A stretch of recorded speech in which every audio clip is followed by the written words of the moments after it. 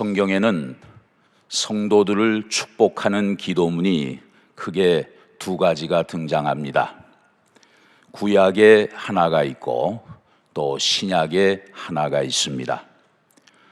대부분의 한국 교회는 신약의 축도문을 주로 사용합니다. 고린도후서 13장 13절에 보면 주 예수 그리스도의 은혜와 하나님의 사랑과 성령의 교통하심이 너희 무리와 함께 있을지어다. 이 말씀을 가지고 예배를 폐회하기 전에 목회자는 축도를 하게 됩니다. 그런데 유럽이나 북미 지역에서는 오늘 본문에 나오는 구약의 축도문이 더 보편적으로 사용되고 있습니다. 16세기 종교개혁자들, 특히 루터나 칼빈은 오늘 본문에 이 구약의 축도문을 더 선호했다고 전해지고 있습니다. 오늘은 이 구약의 축도문을 살펴보면서 위태로운 시기를 지나가고 있는 우리들에게 하나님이 주시는 약속의 말씀을 상고하며 함께 은혜를 나누고자 합니다. 하나님께서는 모세에게 이런 명령을 내리셨습니다. 자, 본문 22절, 23절을 보십시오. 여호와께서 모세에게 말씀하여 이르시되 아론과 그의 아들들에게 말하여 이르기를 너희는 이스라엘 자손을 위하여 이렇게 축복하여 이르되 모세야 아론과 그의 아들들 즉 제사장들을 통해서 이스라엘 백성들을 이렇게 축복하라 하나님이 명령하셨습니다. 그리고 그 축복의 내용을 세 가지로 말씀해 주셨습니다. 자, 첫 번째 내용이 24절에 나와 있어요. 여호와는 네게 복을 주시고 너를 지키시기를 원하며. 이 말씀은 겉으로 볼 때는 두 가지 내용으로 구성된 것처럼 보이지만 사실은 한 가지 내용입니다. 여호와는 너에게 복을 주시기를 원하시는데, 즉 너를 어떻게 하시기를 원하신다? 지키시기를 원하신다. 바로 지키시는 복을 말씀하고 있어요. 이것이 히브리어 원어의 뜻입니다. 오늘 본문의 축복 기도문은 화려한 도시에서 주어진 것이 아닙니다. 안정된 마을에서 주어진 것도 아닙니다. 사실은 광야 한복판에서 주어진 것입니다. 이스라엘 광야에 가보신 분은 아시겠지만 옛날이나 지금이나 거의 달라진 것이 없습니다. 옛날의 모습 원형 그대로 거의 보존되어 있는 곳이 바로 광야입니다. 거기에는 항상 크고 작은 위험이 따릅니다. 날씨는 어떨까요? 낮에는 덥고 밤에는 춥습니다. 환경은 어떻습니까? 뱀, 전갈 이런 독충들이 언제나 늘 있습니다. 배가 고파 굶주린 그래서 아주 사나워진 짐승들이 언제 공격할지 모릅니다. 그리고 사막에서 텐트를 치고 살고 있는 그 유목 민족들이 언제 해코지할지 모르는 그런 상황이에요. 길은 어떤가요? 광야에 길이 있을까요? 비가 조금 오면 물이 흘러가는 곳이 길이 될 수는 있습니다. 그러나 말라버리게 되면 그 길은 언제 있었냐는 듯이 금방 사라지고 마는 길이에요. 물론 목적지는 있었습니다. 그러나 거기로 향하는 분명한 길은 저들에게 주어져 있지 않았던 것입니다. 여러분, 이런 상황 속에서 백성들에게 최고의 복은 무엇이었을까요? 좀 더 많은 재산이었을까요? 아니면 자식들이 광야에서 좀 더 잘 되는 것이었을까요? 아니에요. 위험한 광야 한복판에서 저들에게 정말 절실하고 가장 바라는 축복이 있다면 그것은 하나님이 저들을 지켜 보호해 주시겠다는 그 보호하심의 약속이었을 거예요. 하루하루 너무나도 불확실한 그런 순례길을 걸어가는 백성들에게 하나님이 지켜주신다, 하나님이 보호해 주신다, 그러니 걱정하지 말아라. 이것은 금이나 은과는 비교할 수 없는 가장 필요하고 절실한 약속이었을 것입니다. 오늘 우리도 마찬가지죠. 이 코로나 팬데믹 시대에 우리에게 꼭 필요한 것이 무엇일까요? 하나님의 지켜주심, 이 약속 아니겠습니까?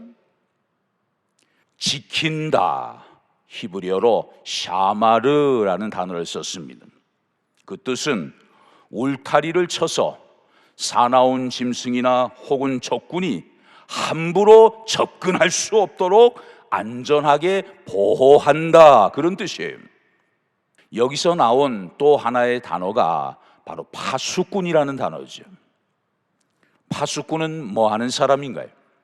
마을 사람들이 편안하게 거할 수 있도록 깨어서 높은 망루 위에 올라가서 멀리 내다보는 사람입니다. 혹시 적군이 저 멀리에서 오면 미리 보고 사람들에게 전쟁을 준비하도록 합니다. 또한 도저히 감당할 수 없는 대군이 쳐들어올 때는 빨리 피할 수 있도록 그런 조치를 취하게 합니다. 그것을 하는 사람이 바로 파수꾼이에요. 그래서 하나님은 마치 파수꾼이 캄캄한 밤중에도 깨어있듯이 자기 백성들을 지키시고 보호하신다고 말씀하십니다. 시편 121편 4절에 보면 이스라엘을 지키시는 이는 졸지도 아니하시고 주무시지도 아니하시리로다. 우리가 잠시 조는 시간에도, 우리가 밤새도록 잠들어 있는 시간에도 하나님은 졸지도 아니하시고 주무시지도 아니하시고 구약의 이스라엘 백성들을 지키셨듯이 신약의 성도된 우리들을 오늘도 지켜주실 줄로 믿습니다. 두 번째로 오늘 본문 25절입니다. 여호와는 그의 얼굴을 내게 비추사 은혜 베푸시기를 원하며, 이 말씀도 원어의 뜻을 보면 여호와는 그의 얼굴을 너에게 비추시기를 원하시는데, 즉 내게 은혜 베푸시기를 원한다, 그런 뜻이에요. 여기에 얼굴이라는 단어가 나옵니다. 어떤 분이 설명하기를 얼굴은 얼꼴에서 왔다고 하죠. 얼꼴. 얼은 정신, 마음을 의미합니다. 이를테면 민족의 얼, 조상의 얼 모두 마음, 정신을 뜻하고 있어요. 이 얼이 겉으로 나타난 모양, 생김새가 바로 얼굴이라는 거예요. 그러니까 이 얼굴에는 그 사람의 마음, 정신, 전 인격이 담겨 있는 것입니다. 여호와는 그의 얼굴을 내게 비추사, 이 말씀은 바꾸어 말하면 하나님께서 하나님의 마음을, 하나님의 성품을, 하나님의 전 인격을 너에게로 비추신다, 그런 뜻입니다. 신명기 31장 말씀을 보면 이스라엘 백성들이 하나님을 섬기지 않고 악행을 행하고 이방 신들을 따르게 될 때 하나님이 그의 얼굴을 나타내시지 않고 그 얼굴을 숨기시겠다고 말씀하십니다.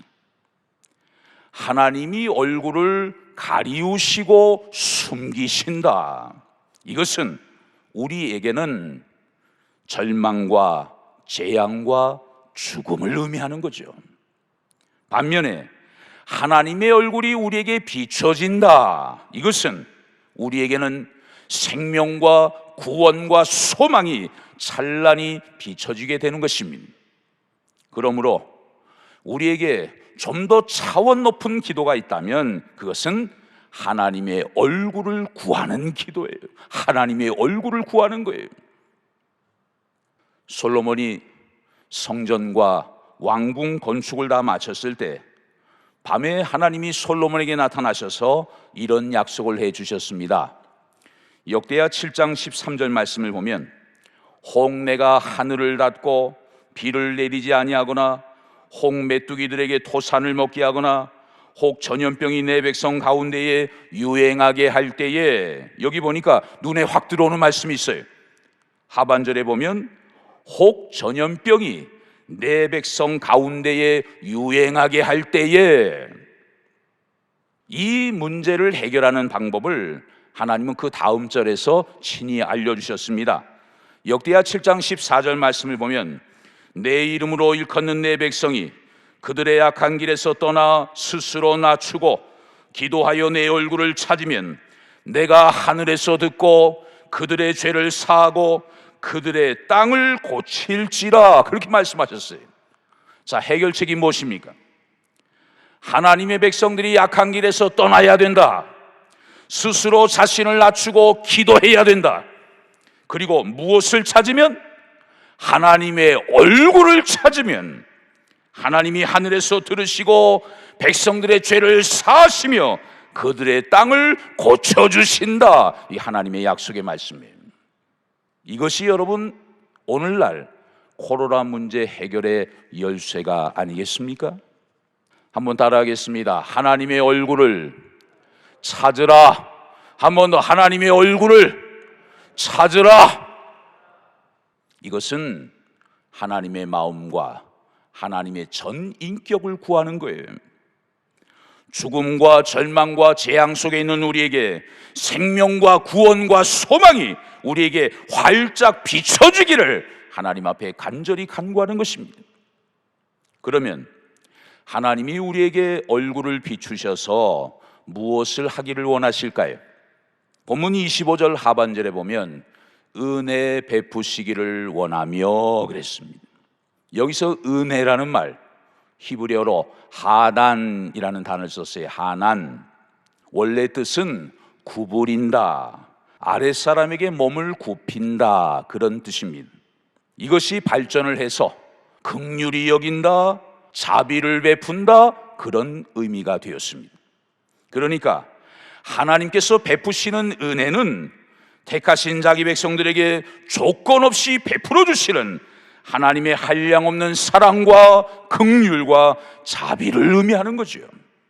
우리는 이 하나님의 은혜 덕분에 오늘까지 살아왔고 이 은혜를 힘입어서 앞으로도 살아가게 될 것입니다. 하나님이 얼굴을 비춰주시는 그 은혜가 오늘 예배드리는 여러분에게도 동일하게 임하게 되시기를 주의 이름으로 축복합니다. 세 번째로 오늘 본문 26절입니다. 여호와는 그 얼굴을 내게로 향하여 드사 평강 주시기를 원하노라 할지니라 하라. 여기 얼굴이 또 한 번 나와요.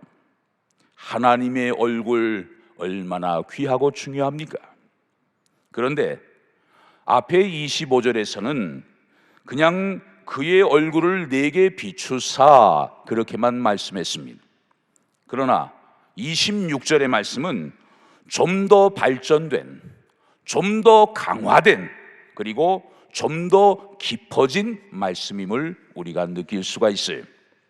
25절에서는 멀리서 그냥 그 얼굴을 우리에게로 향하신 느낌이었다면, 지금 이 말씀은 하나님이 가까이 오셔서 나 한 사람만을 지금 바라보고 계시는 그런 느낌이에요. 멀리서 그냥 우리를 바라보고만 계셔도 좋은데 그게 아니고 여러분 한 분 한 분을 지금 뚫어지게 보고 계신다는 거예요.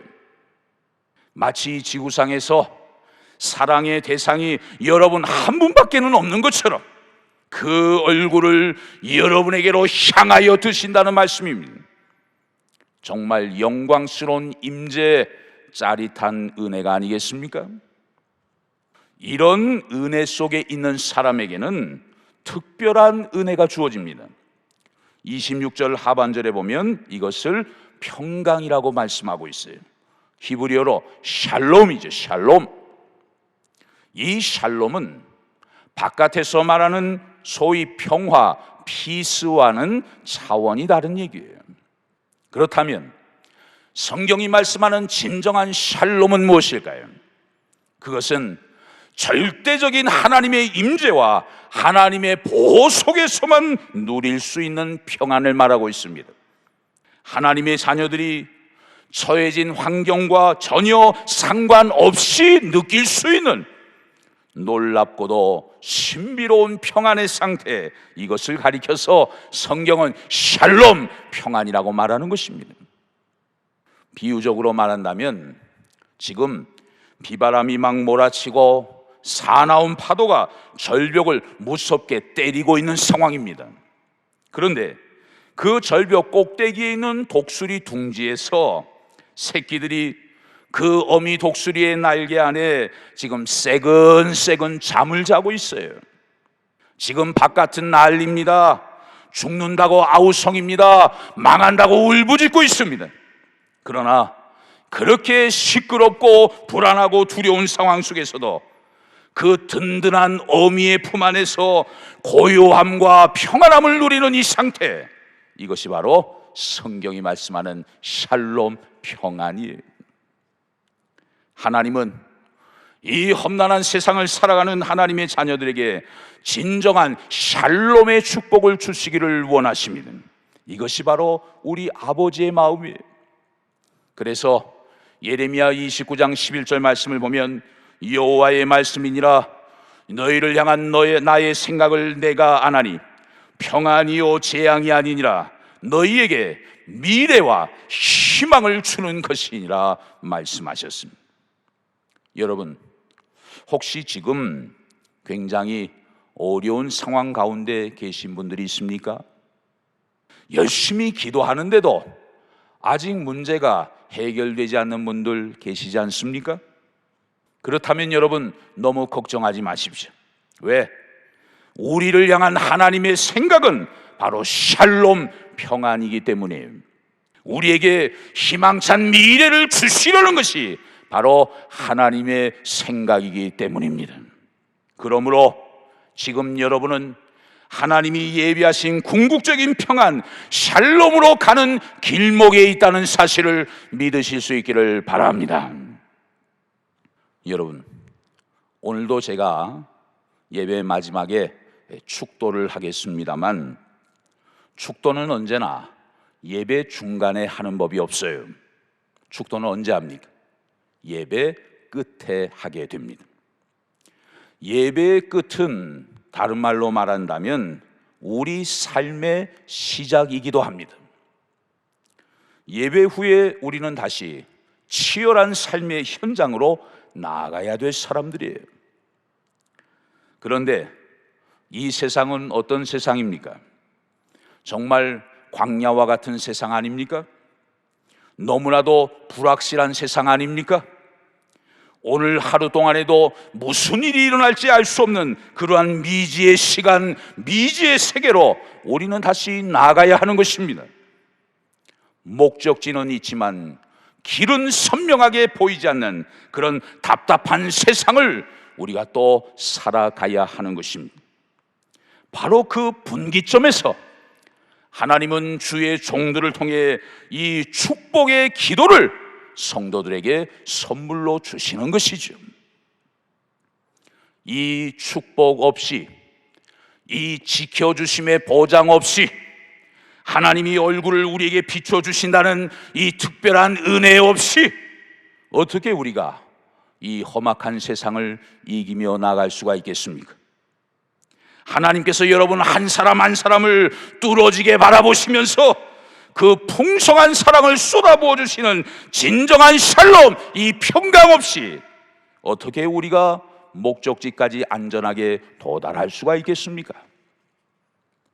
여러분, 예배 마지막에 축도를 결코 소홀히 여겨서는 안 돼요. 축도 받기 전에 자리를 뜨는 분들이 가끔 있습니다. 온라인 예배도 보면 설교 끝나니까 그냥 빠져나가는 분들도 있는 것 같아요. 물론 급한 사정이 있으시겠죠. 그러나 예배를 마무리하는 이 축도는 험난한 세상으로 나아가는 자녀들을 위해서 하나님이 주의 종을 통해 마지막으로 위로와 격려와 새 힘을 부어주시는 그 마지막 축복의 시간이에요. 이 몇 초 안 되는 아주 짧은 시간이지만 예나 지금이나 하나님의 마음이 여기에 듬뿍 담겨져 있어요. 그러므로 이 축도를 놓치면 바로 하나님의 축복의 그 하이라이트를 우리는 다 놓치고 마는 거예요.